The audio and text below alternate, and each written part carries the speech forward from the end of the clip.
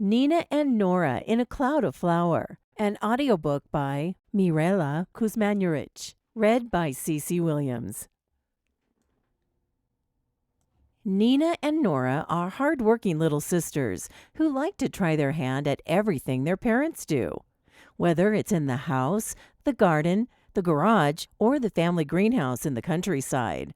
The garage is like a treasure trove for their older brother, Nicola, filled with tools, cars, and engines that capture his fascination. But when he gets a bit too playful and starts tossing things around like confetti, the little girls don't hesitate to jump in and lend a hand. Meanwhile, the distant hum of Daddy's car signals trouble approaching at the end of the lane. Uh-oh, the girls spring into action in a flash, their little hands working furiously to gather everything up and rescue their brother from a potential scolding. Today, they happily set helping Mom bake. Mom kneaded the dough and divided a lump of dough between herself and them. While the little sisters were working on it and their mother was rolling out their pieces, they were interrupted by the sound of the phone. Mom quickly washed her hands and took care of it. As she was talking to a mysterious someone, she started taking the dry clothes off the line in the yard. She was always like that, hardworking and able to multitask. But the unexpected absence of their parents from the house is always a good opportunity for Nina and Nora to get up to mischief and make a merry game out of everything. Nora takes the lead, bursting into action by playfully hurling a lump of dough at Nina, her laughter muffled but contagious. Nina can't help but giggle, answering by breaking off a piece of dough and sending it flying toward her mischievous sister. Before they know it, it escalates into a floury frenzy. The sisters seize the flour sack, gleefully tossing it, transforming the living room and kitchen into a canvas as flour dances in the air, settling on every surface, including their long blonde hair.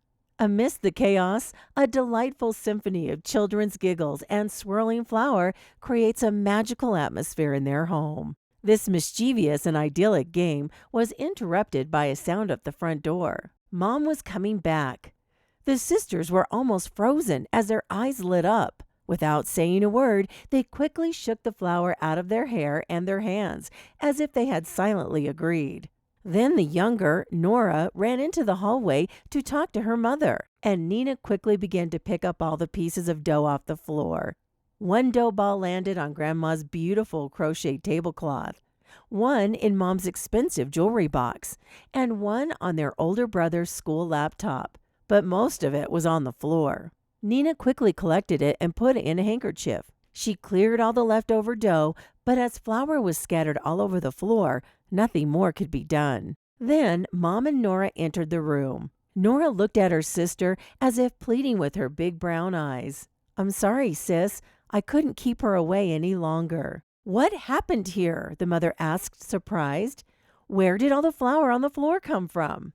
"It was Mr. Cat who did it, Mom. He jumped through the window, landed on the table in the bag of flour, and everything blew up. Suddenly, we could not see anything anymore, as if a big cloud of flour had appeared over our heads," Nina quickly said. Apart from that, she was always very quick-witted when inventing a story quickly and getting out of a problem. "Yes, that Mr. Cat is a scumbag," Nora continued the story, still struggling a little to pronounce the letters R and L. "Oh my God, where is Mr. Cat now?" asked Mom. "He jumped out the window, and now I'm cleaning after him," Nina said quickly, feigning displeasure and turning to her sister. "Look how much chaos he's caused us. Luckily, he didn't jump into our pita dough. What would we have for lunch?" "We have to collect it all now, Nora. Bring us a broom," Nina decided, showing herself to be a responsible older sister who knows how to organize chores and solve problems.